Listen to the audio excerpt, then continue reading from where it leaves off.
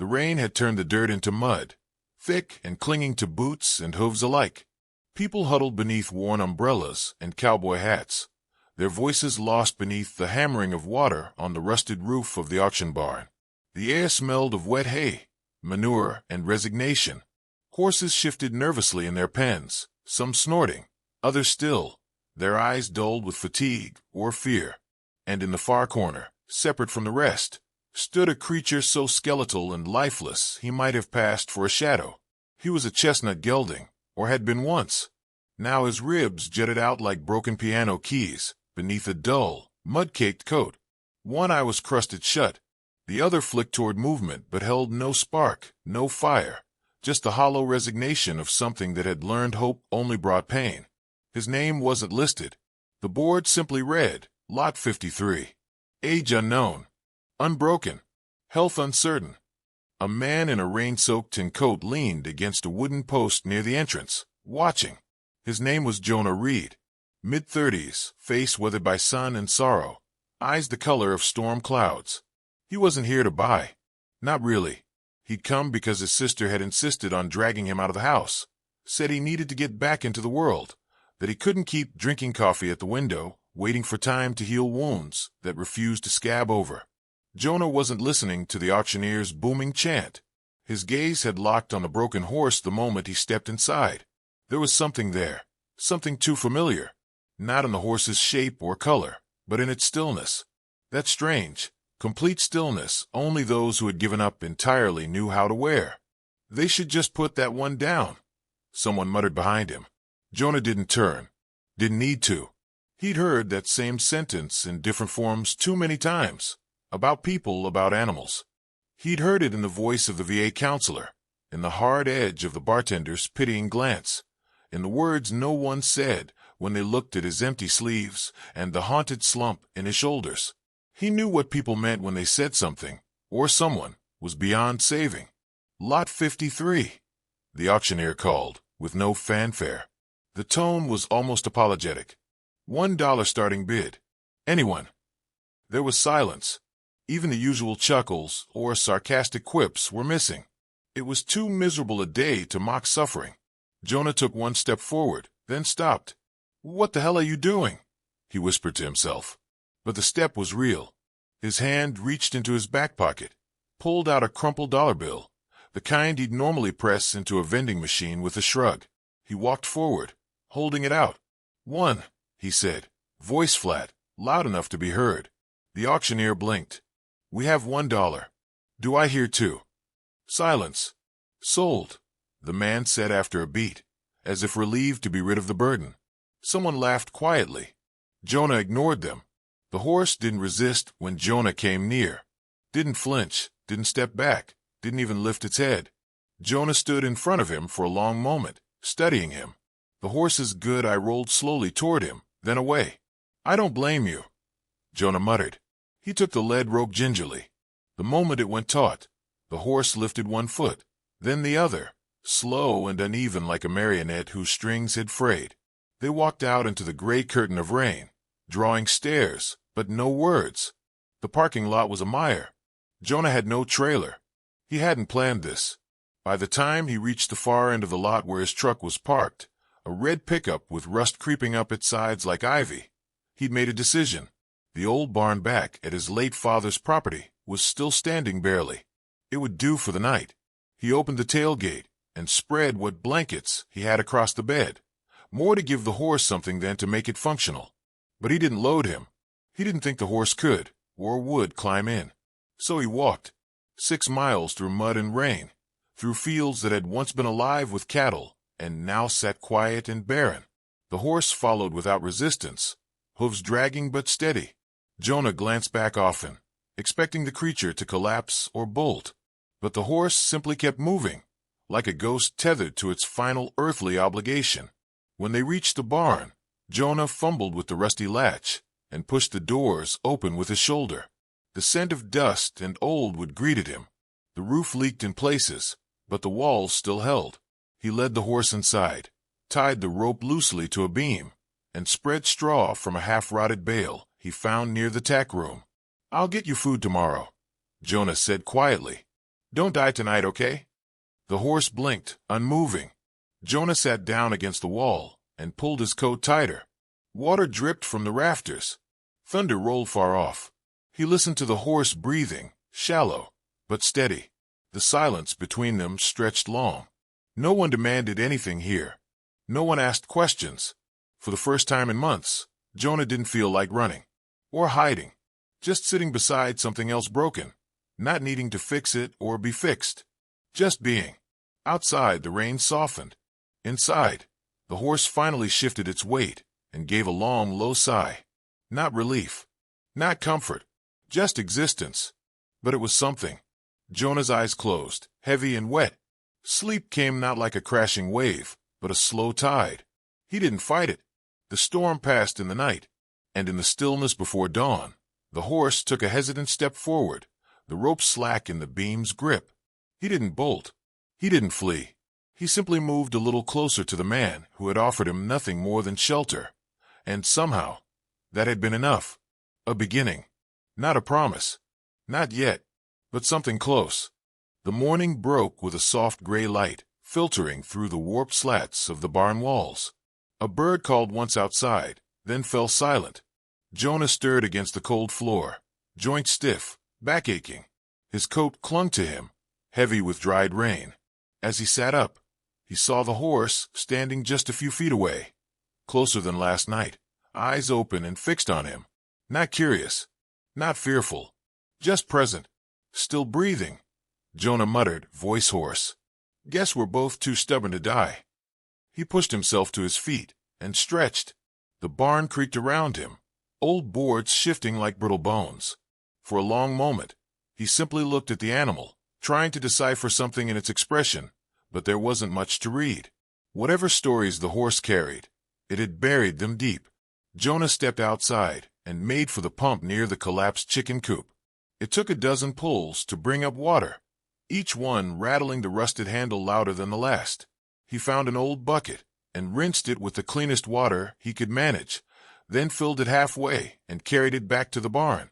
The horse didn't move as he approached, but when Jonah set the bucket down within reach and stepped back, there was a pause. 10 seconds, maybe more, before the horse dipped its head and drank. Slow, deliberate gulps. "That's it," Jonah murmured. "That's something." The fridge in the house was empty, but Jonah found a feed store bag half full in the back of the barn, hardened with age but usable. He filled a rubber pan and slid it into the stall.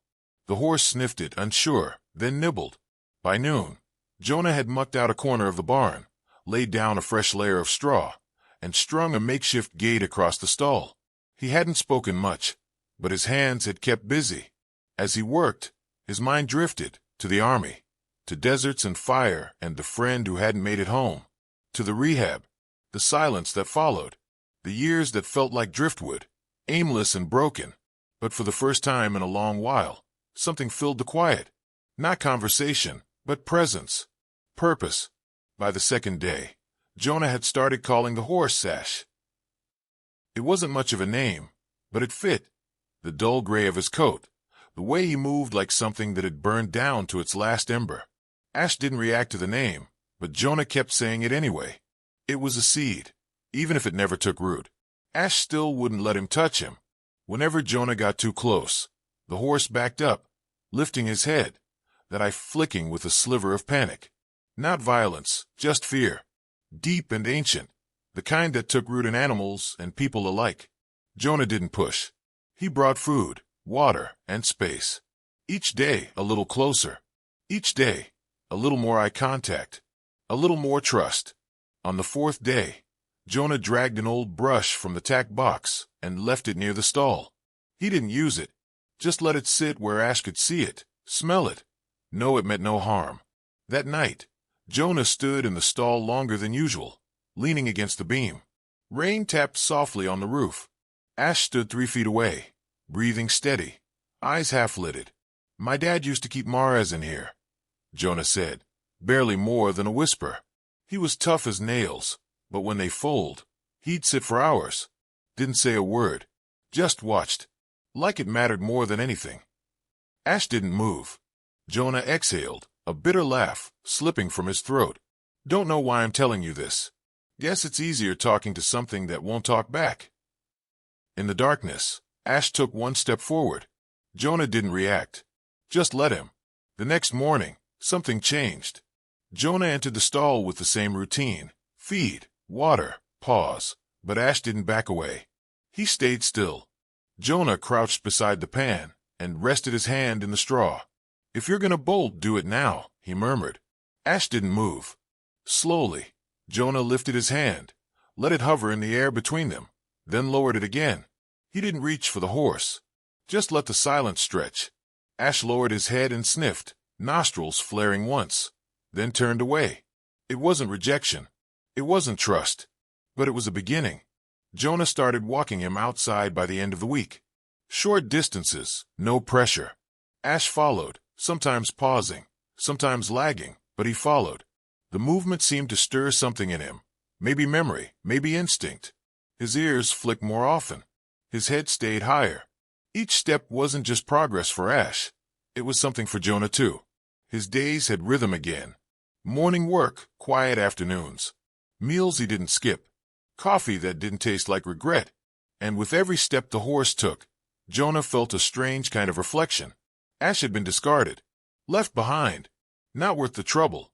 A burden. And so had Jonah. In different ways, but the same cold verdict. One evening, after a longer walk than usual, Ash stopped by the fence and refused to move. Jonah gave the rope a soft tug, but Ash didn't budge. "What is it?" The horse was staring across the field. Nothing there but wind and dying grass. Jonah followed his gaze and saw nothing, until he realized Ash wasn't looking at something. He was listening. To the stillness. The openness. Maybe remembering. Or maybe forgetting. Jonah touched the rope again. "Let's go back." Ash turned, slow but willing. Back in the barn, Jonah pulled the brush closer. This time, when he crouched beside Ash, he didn't flinch. The horse watched as Jonah lifted the brush and touched it lightly to his shoulder. There was no protest. The strokes were slow, careful. Dust lifted with each pass. Beneath the filth and grime, Ash's coat revealed hints of color, hints of health. Not much, but something. Jonah didn't speak. He just brushed. And in the hush between them, the silence felt different. Not empty. Shared. The days grew warmer, and the fields around the barn rippled with green life. Each morning, Jonah and Ash walked farther from the property. The cracked leather-led line between them becoming less a restraint and more a silent agreement. Ash moved smoother now, the hitch in his stride nearly gone. With each step, he seemed to grow back into himself, as if every hoof print erased a fragment of his past. Jonah noticed the small things. The way Ash's ears twitched less at sudden sounds. How his head dipped not in fear, but thought. How his eyes no longer darted, but lingered on trees, fences, birds, and sometimes on Jonah. There were moments they stood in stillness, man and horse, and something unspoken hung between them. A quiet understanding, not yet trust, but no longer guarded suspicion. But healing has its limits. It was during one of their walks through the western pasture that Jonah heard the truck. A slow rumble, tires crunching gravel. He tensed instinctively, shielding his eyes to peer toward the road. The vehicle stopped near the rusted gate. Dust settled around the wheels, like a slow exhale. The door opened. A man stepped out, tall, sharp-eyed, dressed in clean jeans and a vest that screamed authority. Behind him, a younger woman carried a notepad, her stance cautious but curious. Jonah didn't move. "Afternoon," the man called, voice bright and forced. Ash stiffened beside Jonah, muscles tensing under his coat. "Don't worry," Jonah whispered. "We'll be fine." The man closed the distance quickly, boots heavy on the grass. "Name's Hutchins. I work with the County Animal Services. Got a report about a horse in rough condition out here." Jonah's jaw set. He's not in rough condition anymore. Well, that's not what the call said. They mentioned a neglected stallion, scarred, underfed. Just following up. He was auctioned off. Legally. $1. I've got the bill of sale in the house. The woman scribbled notes, glancing at Ash, who stood frozen, eye wide again, the tremble returning to his flank. "Mind if I take a look?" Hutchins asked, stepping forward without waiting for a yes. Jonah raised a hand. Don't. I've got a right to inspect the animals, sir. County mandate. He's not a case anymore, Jonah replied, voice low. He's mine. He's safe. That's what matters. Hutchins' eyes narrowed. Doesn't look very trained. Doesn't seem like he trusts you. He's not a pet. He's recovering. The younger woman's pen paused mid-word. Her eyes softened, resting on Ash. Then she looked at Jonah and said quietly, He's under your name? Jonah nodded. Jonah Reeve. She glanced at her partner, then took a cautious step forward. What's his name? Ash. She smiled faintly. He suits it. Ash flinched, snorting, shifting his weight. Jonah held the lead gently. I didn't ask for visitors. Hutchins sighed, scanning the barn in the distance. If it were up to me, I'd be gone already. But the thing is, when animals are listed in the system, they stay in the system, especially ones like this. Jonah's face darkened. Ones like what? The man shrugged. Damaged. Dangerous. Might have been used in fights. Might have kicked someone. We don't know. We don't have to. But I do, Jonah said, stepping closer to Ash. I know he's got fear in him, not rage. I know someone failed him, and I know he's not done yet. Silence passed like a storm cloud. Hutchins looked at the notepad, then at Ash again. You plan to ride him? Eventually. People get hurt, Reeve, trying to fix what's broken. People get hurt pretending broken means worthless. Hutchins didn't reply. He just nodded once, then turned. We'll be in touch. As the truck pulled away, Jonah watched the dust rise behind it, then vanish into the sky. Ash remained still, but his body vibrated with the aftershock of it all. Memories rekindled, shadows stirring. Jonah ran his hand down the horse's neck slowly. They don't know you. They only see what's left. Ash didn't flinch. That night, Jonah lay in bed but didn't sleep. He stared at the ceiling, fingers tracing the faint scars on his own wrist. Faint now, almost gone, but never invisible. The world liked tidy labels. Injured. Unfit. Lost cause. But Jonah had lived long enough to know people weren't ruins. They were blueprints, waiting to be rebuilt. And so were horses. The next morning, he stepped into the barn with the halter in hand. Ash stood waiting, head up, eyes steady. Jonah didn't speak. He placed the saddle blanket gently on Ash's back. No resistance. Then the pad. Then the saddle. Ash trembled, but didn't move. Jonah buckled it tight. He took a breath. Let's see what they don't believe. Outside, the sky was pale, edged with sunlight. The round pen had been cleared. The air was clean. Jonah led Ash inside, shut the gate, and unhooked the rope. Ash stood still, uncertain. Jonah backed away, into the center. Walk on. Ash hesitated, then stepped forward. A slow circle. Then another. Jonah watched every movement, every flick of the tail, every shift in gait. Ash wasn't perfect. His step still carried caution, but there was rhythm. Will. A faint memory of what he used to be. After several loops, Jonah lifted a hand. Whoa. Ash stopped. Not abruptly. Gently. He turned, facing Jonah. Jonah crossed the space between them slowly and reached for the reins. Let's ride, he whispered. He mounted slowly, carefully, heart racing. Ash shifted under him, but didn't bolt, didn't rear. He simply waited. For the first few minutes, they only walked. But they moved together. Not flawlessly, not proudly, but as one. Jonah's throat tightened as he guided Ash in a wide circle, the sun catching the horse's coat and making the gray shine like old silver.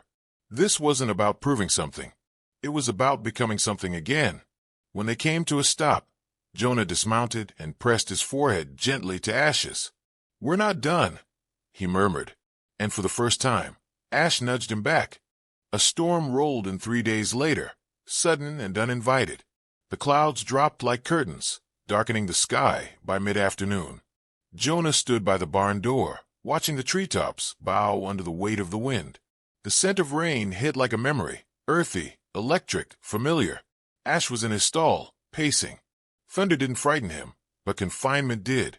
He still didn't like walls, and the growing pressure in the air made him restless. Jonah ran a hand through his damp hair and moved inside, stepping through the low light toward the stall. "Easy," he murmured. Ash snorted and pivoted, his hooves clicking sharp against the floorboards. He wasn't panicking, not like the first time Jonah had seen him in a storm, but there was a tightness in his body, a sense that he knew something was coming and didn't know how to meet it. Jonah unlatched the stall door. Ash didn't bolt. He stepped back, uncertain, but his eyes found Jonah's. "We'll ride it out together," Jonah said. Like always. The rain started, slow at first, then harder, drumming the roof in chaotic rhythm. Jonah didn't saddle him this time. Instead, he looped the lead rope loosely, enough for guidance, but not control, and led him into the center aisle. Lightning cracked somewhere in the distance, and Ash's ears flicked, but he didn't falter. They walked the length of the barn slowly, again and again, until Ash's pacing softened and his breathing evened out. Jonah kept one hand on the rope and the other at his side. It was like leading a soldier through memory, gently, patiently, without pretending the wounds weren't real. Eventually, the worst of the wind passed. Rain still poured, but the edge was gone. Jonah opened the big barn doors halfway. The outside world was a blur of wet green and gray, the pastures soaked, the dirt paths nearly rivers. Ash looked toward the opening, but didn't rush forward. He waited for Jonah. "Come on," Jonah said. They stepped out into the rain together. The water hit them hard, cold and clean, soaking Jonah's shirt in seconds. Ash blinked but didn't flinch. His mane clung to his neck, his coat darkened by the wet, but his steps were sure. They walked toward the round pen. It was slick with mud, but Jonah didn't care. He needed this. Ash needed this. Inside the ring, Ash trotted without cue, circling freely. Jonah stayed in the center, letting him burn off the storm. Mud splashed high up Ash's legs, and droplets clung to his tail, but his stride was smooth, strong. He wasn't the same creature that had come home from the auction trembling and thin. After a while, Jonah called to him. Ash slowed, came closer. "I've got one more ask," Jonah said, voice raised over the rain. He stepped forward, gathered the reins, and swung into the saddle in one practiced motion. Ash danced for a second, uncertain. Jonah adjusted his weight, spoke calmly. The rain blurred his vision, soaked his boots, but none of that mattered. They moved. Not fast, not clean, but they moved. A full lap. Then another. By the third, something shifted. Ash wasn't just tolerating the rider. He was responding, guiding. His muscles remembered. So did his spirit. He had carried men before. He had led charges before. He had survived. Jonah smiled through the rain. "There you are." They rode until the storm began to fade, and the pasture took on that post-rain glow, heavy with scent and sound and clarity. Back in the barn, Jonah rubbed Ash down with a towel, slow and thorough. The steam rising from the horse's back made the space feel like a sanctuary. Jonah worked in silence, focused, grateful. The barn door creaked open behind him. It was the girl from before, Anna, the one with the notepad. She held up a hand as if not to startle them. "I knocked," she said. "Didn't hear anything."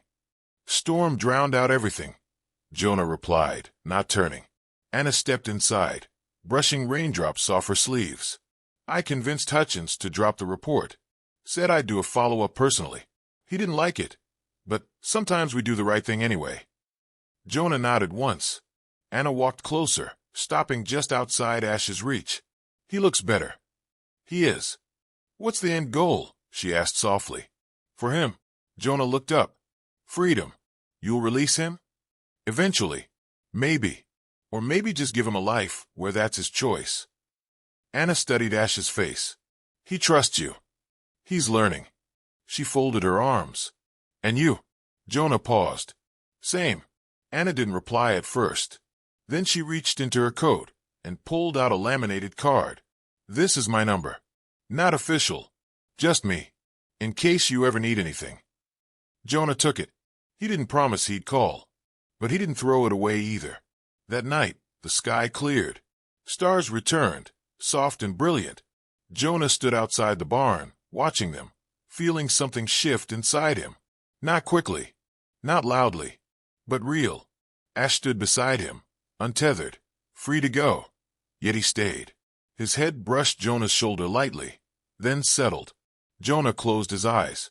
The storm was over, but the journey wasn't.